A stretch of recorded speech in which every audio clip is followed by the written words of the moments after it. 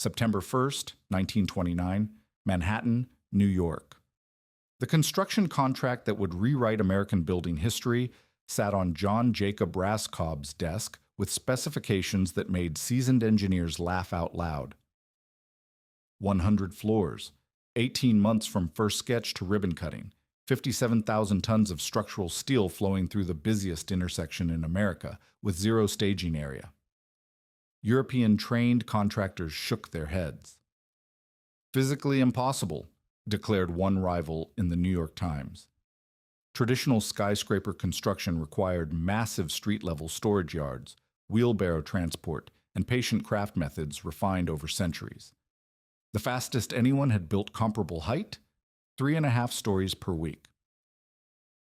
Then two brothers walked into Raskob's office with a proposal that defied every established rule of construction. Paul and William Starrett didn't promise more equipment or cheaper labor.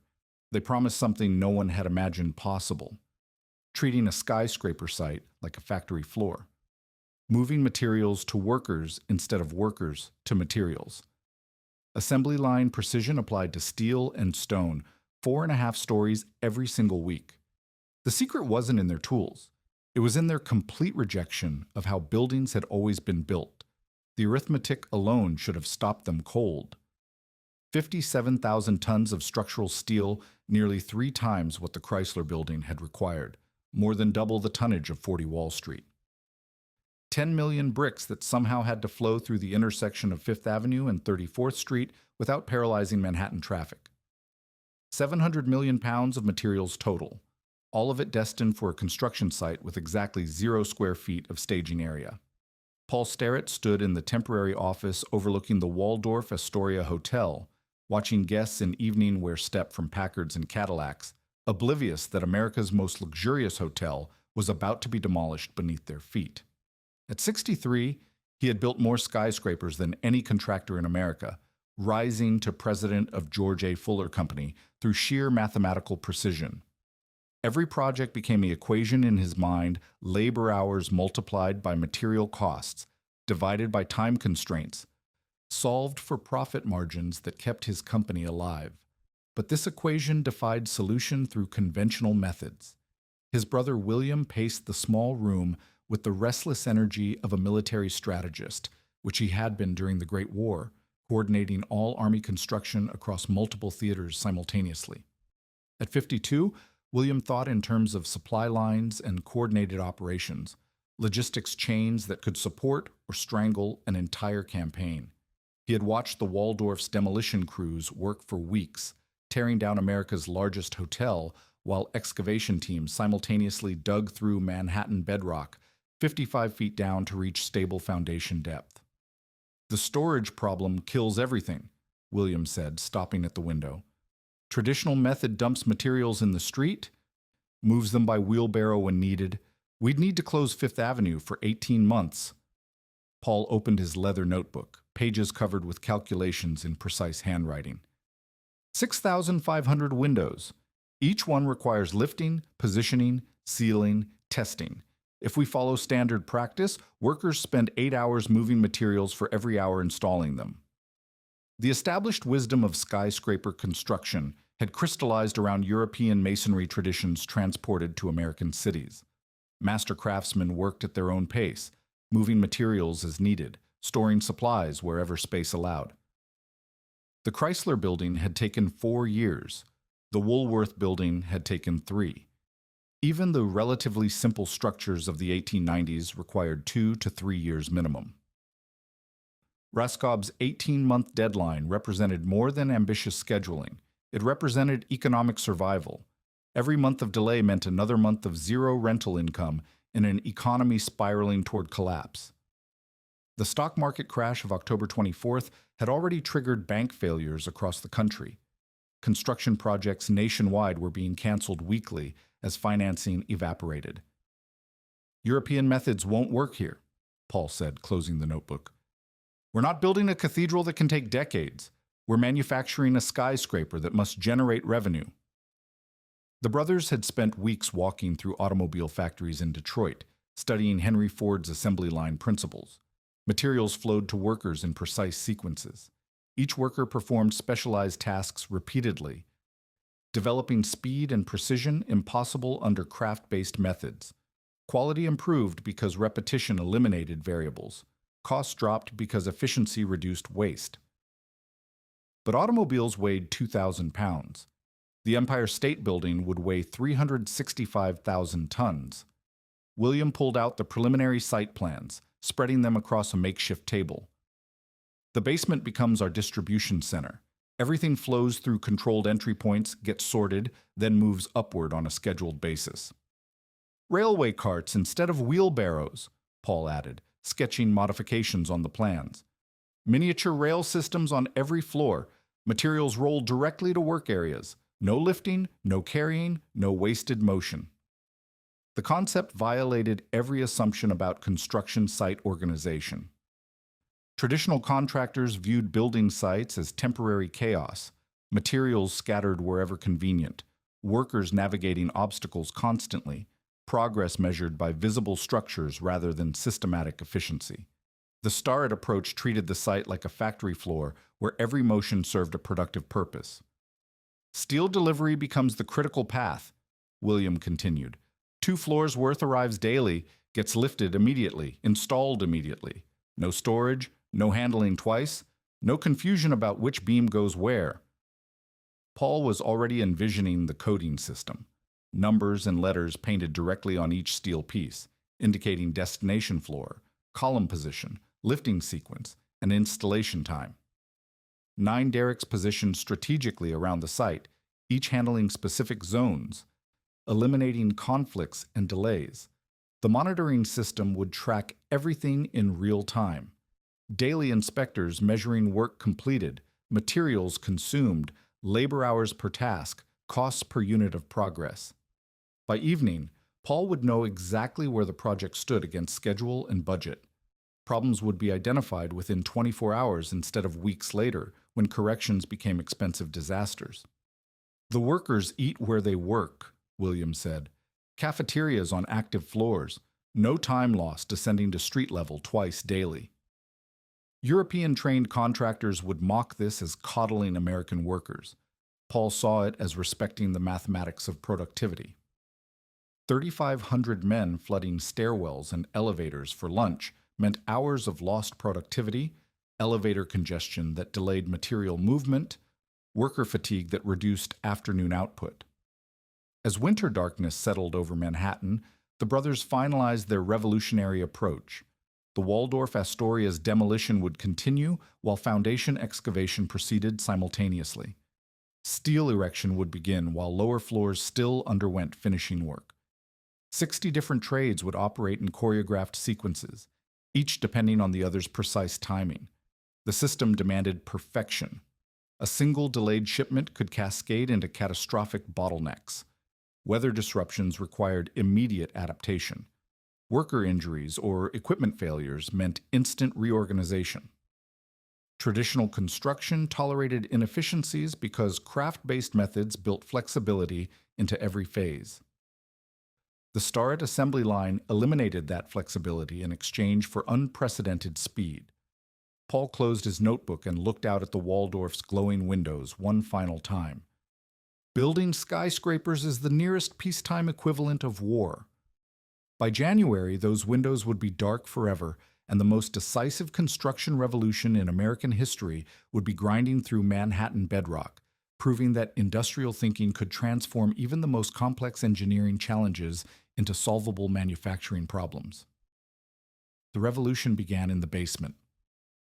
March 17, 1930, foundation work commenced above while Paul Starrett stood 60 feet below street level, watching the first test of his material flow system.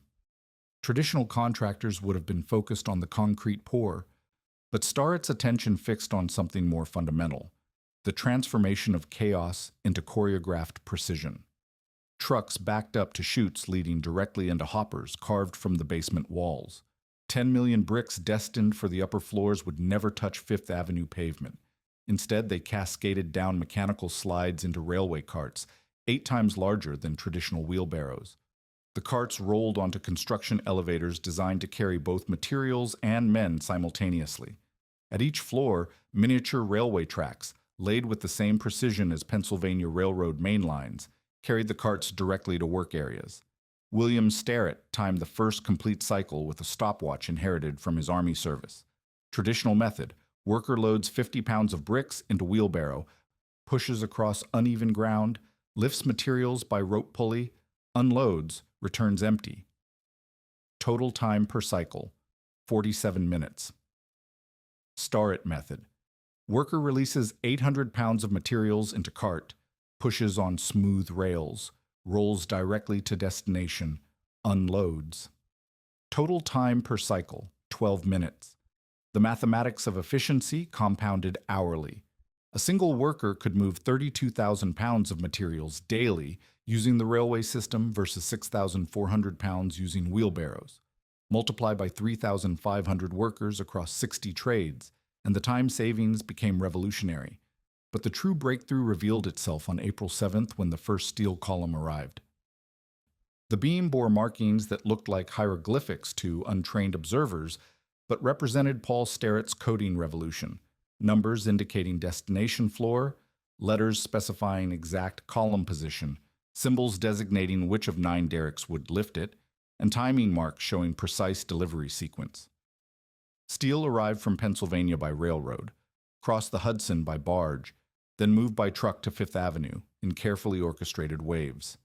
Each shipment contained exactly 2 floors worth of materials because the site offered zero storage space. Miss a delivery window, and the entire sequence collapsed like dominoes falling backward through the supply chain. The coding system eliminated every second of confusion that traditionally plagued construction sites. Workers no longer studied blueprints to determine where materials belonged. They simply matched painted codes on steel beams to painted codes on installation points. Derrick operators knew instantly which crane handled each piece.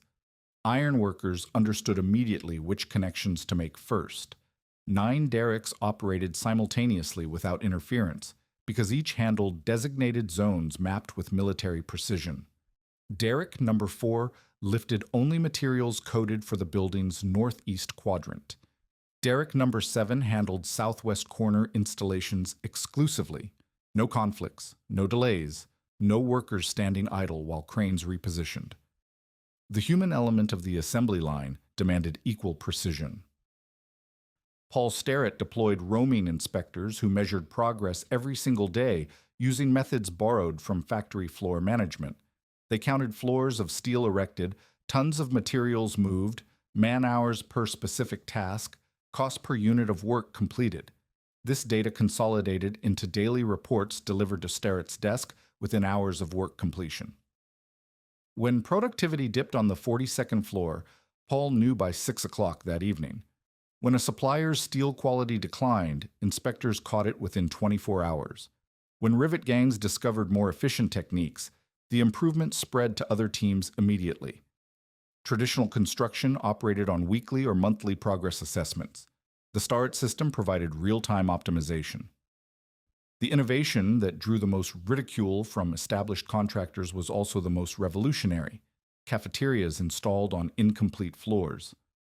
European-trained engineers mocked this as American coddling of workers, but William Starrett understood the mathematics of human endurance.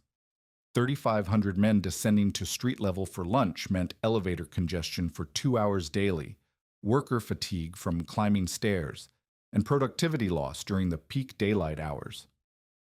Starrett's solution: workers ate where they worked. Temporary concession stands on 5 different floors served hot meals within minutes of work areas. Water taps eliminated trips to ground level. The 20-minute lunch break, impossible under traditional systems, became standard because workers spent zero time traveling. Critics called it revolutionary. William called it logical. By June 20th, results spoke louder than criticism. Steel had reached the 26th floor just over 3 months after breaking ground. Word spread through Manhattan's construction industry like a shockwave. The Starretts weren't simply building fast, they were building at speeds that redefined the physics of urban construction. 4.5 stories per week, 30% faster than any comparable project in American history. and the pace was accelerating rather than slowing as crews mastered the assembly line rhythms. Crowds gathered daily on Fifth Avenue sidewalks to watch workers, dubbed "Sky Boys" by newspaper reporters, walk across steel beams hundreds of feet above the street. Teams of riveters tossed red-hot metal fasteners to each other with casual precision. The miniature railway carts zipped across tracks like toys scaled up to industrial size. The systematic coordination created a visual spectacle that drew tourists from across the city. But Paul Starrett knew the real test approached with summer heat. Materials would expand under high temperatures. Workers would tire more quickly. The sheer repetition of assembly line methods would face their first serious endurance challenge. The revolution had proven itself under spring conditions. Whether it could sustain peak performance through July and August would determine if the Empire State Building met its impossible deadline or joined the growing list of Depression-era construction failures. Every morning, Paul Starrett climbed to the highest completed floor and looked down at the coordinated chaos below. Railway carts rolled in perfect sequences. Derricks swung loads with balletic precision. Workers moved with the disciplined rhythm of factory employees rather than the independent pace of traditional craftsmen. The assembly line in the sky was operational. Now it had to prove indestructible. July brought the breakthrough that transformed skeptics into believers. 22 stories of steel placed in 22 working days. One complete floor every 24 hours, including the complex work of positioning columns, securing connections with 2,500 rivets per day per gang, and preparing foundations for the next level's arrival. The mathematics that had seemed impossible in January became routine by midsummer. On August 14th, the workforce reached its peak density, 3,439 workers on site simultaneously. They divided into 60 specialized trades operating in choreographed sequences that resembled a vast mechanical ballet. Steel erectors positioned columns and beams with crane-assisted precision. 38 riveting gangs followed immediately behind, each gang composed of 4 men whose roles had been refined through repetition into industrial art. The heater who brought rivets to precise temperature, the catcher who received them across open air, the bucker who held them in position, and the riveter whose pneumatic hammer drove them home with explosive force. Concrete crews poured floor slabs while steelwork continued above their heads. Bricklayers followed concrete crews by exactly 2 days. Their work timed to allow proper curing while maintaining continuous progress. Electricians and plumbers rough in wiring and pipe while exterior walls rose around them. Interior finishes flowed in perfect succession behind the structural work, each trade beginning its phase exactly when the previous trade completed its section. Paul Starrett conducted this symphony of specialized labor from his temporary office on the 30th floor, moved weekly to maintain direct oversight of active work zones. His daily routine began at 5:30 each morning with inspection reports delivered by roaming supervisors who measured every aspect of the previous day's progress. By 6:15, he knew which trades had exceeded expectations, which had fallen behind schedule, which required additional resources or modified techniques. The railway cart system had evolved beyond its original design through worker innovations that Paul incorporated immediately into standard practice. Carts originally designed for bricks now carried pre-cut limestone panels, electrical conduit, plumbing fixtures, and interior finishes. The miniature tracks expanded to cover entire floors, creating material highways that eliminated the backbreaking wheelbarrow transport that had defined construction work for centuries. A typical day on the 60th floor demonstrated the system's matured efficiency. At 6 o'clock, railway carts arrived via construction elevator carrying limestone panels pre-cut to exact specifications and numbered to match installation sequences. By 6:15, carts rolled on tracks directly to masons working on the north face, eliminating manual carrying across floors. At 7 o'clock, steel coated for the 62nd floor arrived, lifted by derrick number 4, whose operator had performed identical lifts hundreds of times. By 7:30, the beam swung into position, guided by code markings that eliminated guesswork and reduced installation time from hours to minutes. Rivet gangs secured connections with rhythmic precision developed through continuous repetition. Each gang drove home 2,500 rivets daily, their timing so refined that the sound of pneumatic hammers created an industrial percussion that echoed across Manhattan. At noon, workers ate lunch at on-floor cafeterias, eliminating transit time and maintaining productivity during peak daylight hours. Work resumed at 12:20 with zero elevator congestion or stairwell delays. The monitoring system provided real-time feedback that enabled immediate optimization. Daily inspectors measured cubic yards of concrete poured, linear feet of pipe installed, tons of steel positioned, percentage of completion versus projected schedule. This data reached Paul Starrett's desk by 3 o'clock each afternoon, allowing same-day corrections rather than weekly assessments that characterized traditional construction management.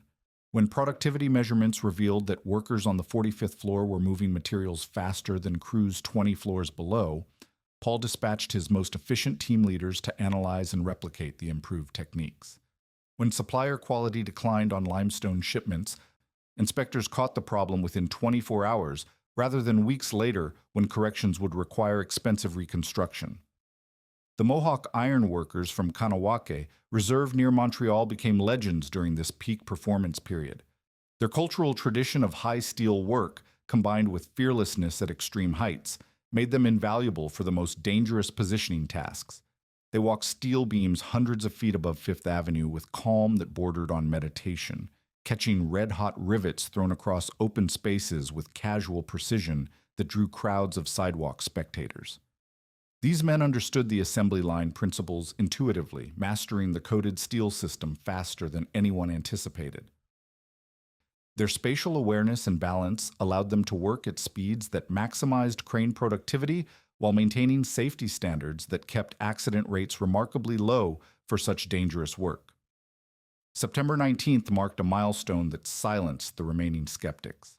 Steel reached its full height of 1,048 feet, officially surpassing the Chrysler Building's record by 2 feet. 23 weeks after the first column was positioned, the Empire State Building claimed the title of world's tallest structure through assembly line methods that European-trained engineers had declared impossible. Former Governor Al Smith laid the cornerstone on September 10th, before thousands of onlookers who had gathered to witness what newspapers called the American construction miracle. The press coverage shifted from questioning whether the project could succeed to analyzing how the Starretts had achieved the impossible through industrial thinking applied to skyscraper construction. During one 10-day period in September, crews completed 14 floors, a construction rate that still challenges modern engineering capabilities, despite computer scheduling, advanced materials, and construction technology the Starretts never imagined. 4.5 stories per week had become the new standard for American construction efficiency. But as autumn approached, Paul Starrett understood that maintaining peak performance differed fundamentally from achieving it once. Winter weather, material supply disruptions, and worker fatigue would test whether the assembly line method could sustain its revolutionary pace through the final construction phases. November brought the perfect storm that traditional contractors had predicted would destroy the Starrett method. New York winter descended with brutal efficiency, temperatures plunging below freezing while ice formed on exposed steel beams 800 feet above Fifth Avenue. Wind whipped through upper floors where exterior walls remained incomplete, creating conditions that conventional wisdom declared impossible for construction work. Every established contractor knew the iron law of winter building. Mortar wouldn't set in freezing temperatures. Workers couldn't grip steel with numbed hands, and safety became impossible when ice coated every surface. Normal procedure called for complete shutdown until spring thaw, accepting months of delay as the price of seasonal reality. But the Starretts faced a mathematical impossibility that made weather delays catastrophic. The just-in-time delivery system had no buffer capacity. Steel arrived 2 floors at a time because storage space didn't exist. Limestone shipments came daily because staging yards were non-existent. The entire supply chain operated on continuous flow principles that couldn't accommodate even brief interruptions. If weather stopped construction for a single week, the consequences would cascade backward through Pennsylvania steel mills and limestone quarries, creating bottlenecks that could take months to clear. Suppliers would redirect materials to other projects. Railway schedules would be disrupted. The carefully orchestrated delivery sequences that made the assembly line possible would collapse like dominoes falling in reverse. Paul Starrett stood on the 72nd floor at dawn on November 15th, watching his breath form clouds in air so cold that exposed metal-burned skin on contact. Below him, 3,400 workers were arriving for another day of what skeptics claimed was impossible work. The traditional contractors waited for vindication of their warnings, confident that winter would prove American industrial methods inferior to European craft traditions. Instead, the Starretts deployed contingencies they had developed during months of planning for exactly this crisis. Weather-resistant scheduling redirected the assembly line toward interior work, while exterior crews faced the worst conditions. Electrical teams, plumbers, and interior finish specialists flooded lower floors where structural work was complete. Materials still flowed through the railway cart system, but to protected areas where temperature and wind didn't affect productivity. Temporary enclosures with heating units created microenvironments on upper floors where mortar could set and concrete could cure properly. These weren't worker comfort measures, but material performance requirements. The heated work zones allowed construction to continue at reduced pace rather than stopping entirely, maintaining the continuous flow that kept suppliers engaged and delivery schedules intact. The supply chain redundancies that critics had dismissed as unnecessary expense proved essential during weather disruptions. When railroad shipments faced delays on ice-covered tracks, backup barge routes across the Hudson activated automatically. When limestone deliveries slowed due to quarry weather problems, pre-positioned inventory and basement storage areas filled temporary gaps while maintaining work rhythm. William Starrett modified the rigid 60-trade choreography into flexible sequences that adapted to daily conditions.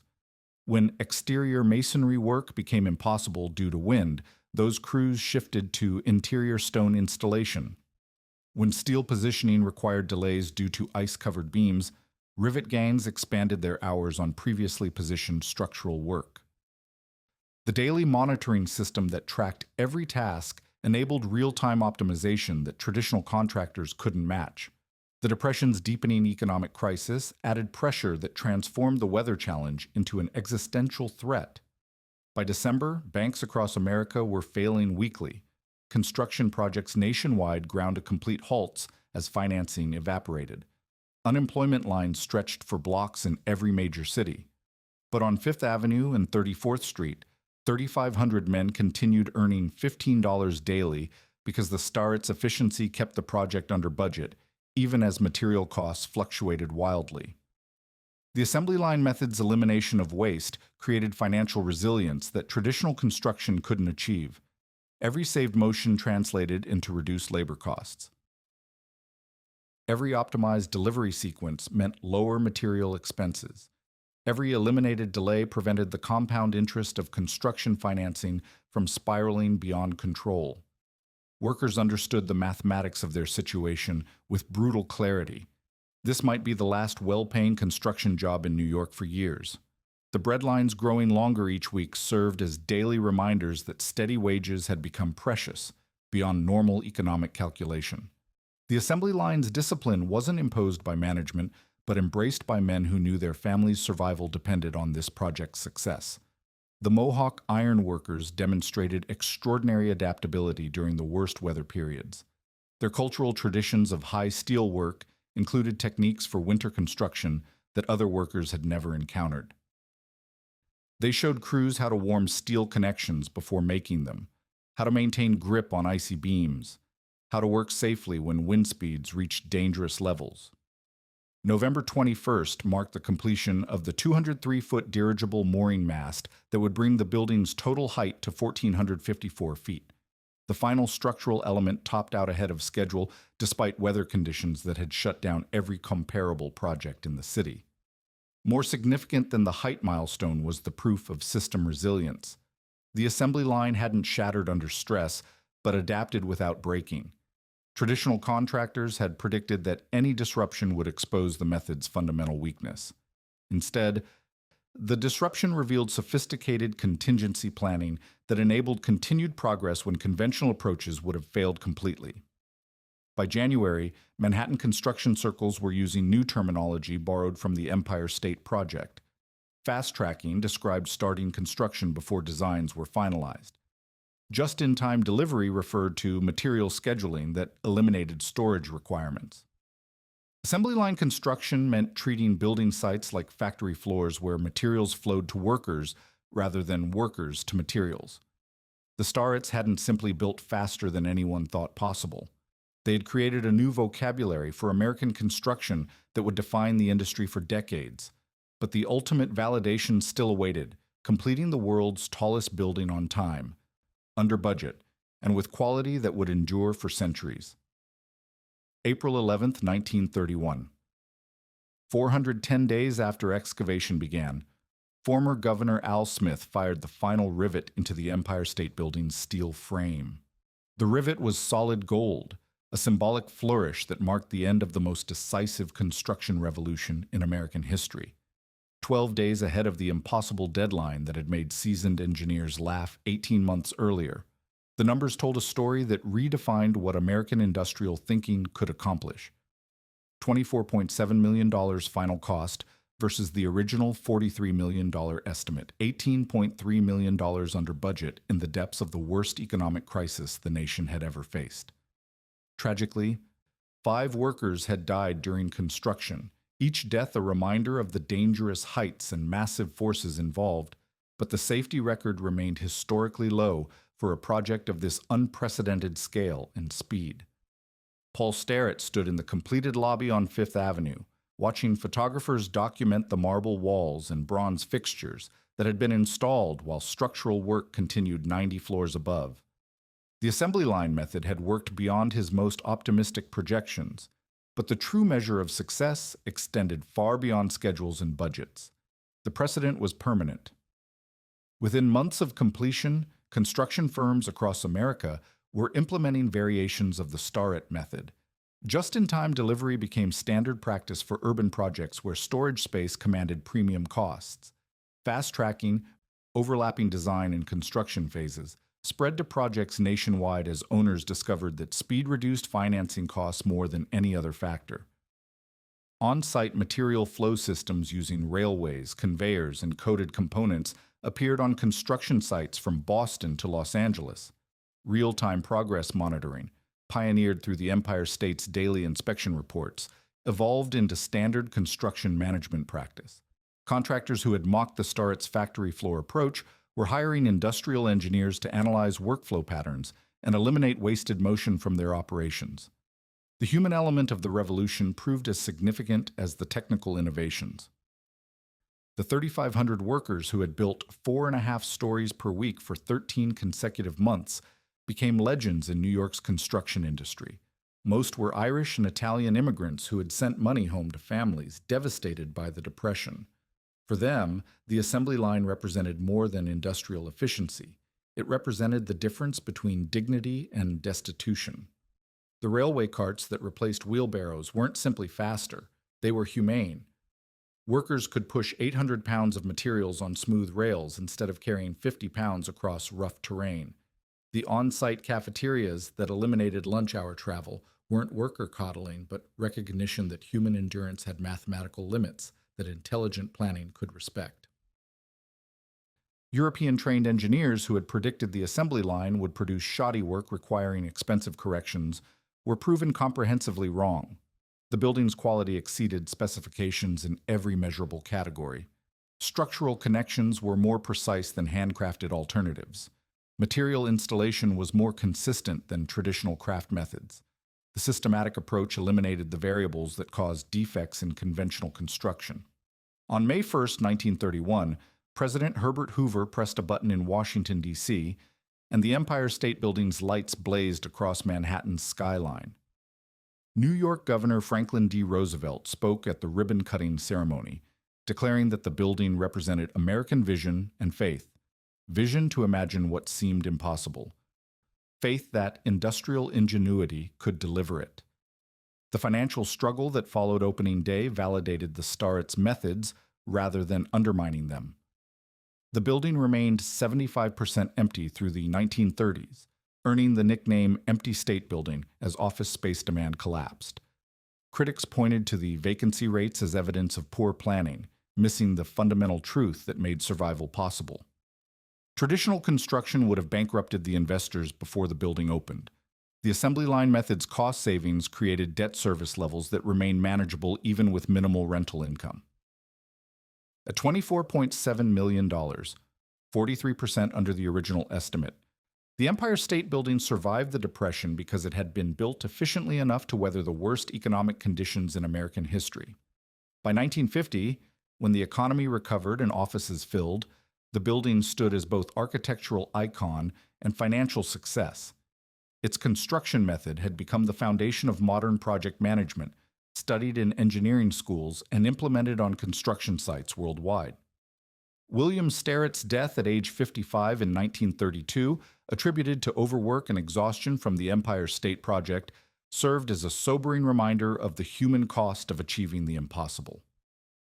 Paul Starrett's 1938 autobiography, Changing the Skyline, became required reading for construction managers globally, documenting not just the methods, but the mental and physical demands of revolutionizing an entire industry. 94 years later, no comparable project has matched the Empire State Building's 410-day construction record. Modern skyscrapers routinely require 3 to 6 years, despite computer scheduling, advanced materials, and construction technology the Starretts never imagined.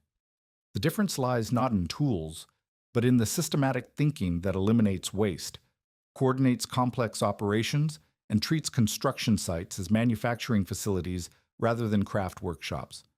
The Starrett brothers proved that American industrial philosophy, assembly line precision, factory floor efficiency, and systematic respect for workers' capabilities could transform construction from ancient craft traditions into modern manufacturing processes.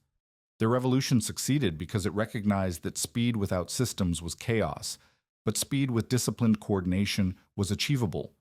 The secret was never secret at all. It was visible in every railway cart that carried materials directly to workers, in every coated steel beam that eliminated confusion, in every daily inspection that caught problems before they compounded into disasters. The secret was refusing to accept that traditional methods were permanent limitations rather than temporary obstacles to systematic improvement. 4.5 stories per week had redefined American construction forever.